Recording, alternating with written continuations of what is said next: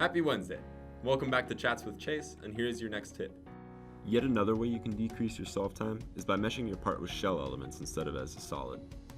This is usually done automatically if the part is recognized as sheet metal, but can also be changed manually depending on the geometry. Here's a bracket from Monday's video. For the purpose of that video, I had changed it to solid elements. Today, we still have this study using solid elements, but this other one will use shell elements.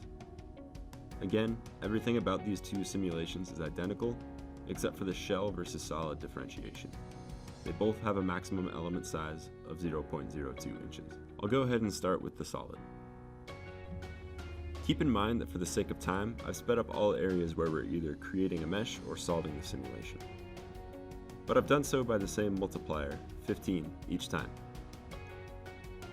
Once this mesh is done solving, which took about 1 minute and 50 seconds, we can check and it has roughly 400,000 elements. Solving the simulation, which took another 40 seconds, we get a maximum stress of 561 megapascals at the bolt hole. Let's go do the same with the shell.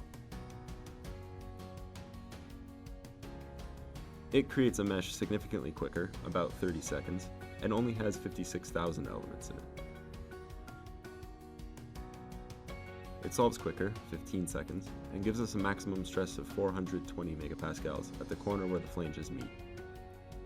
The main reason for the different stresses between the two is that there isn't a sharp corner on the mounting hole in the shell to cause a stress concentration like the solid mesh.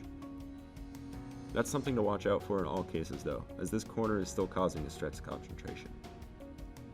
Because of this, it's a good idea to look at the results overall, not just the highest stress. I'll cover this further in tomorrow's video. Thanks for watching. Contact me with any questions, and I'll see you tomorrow.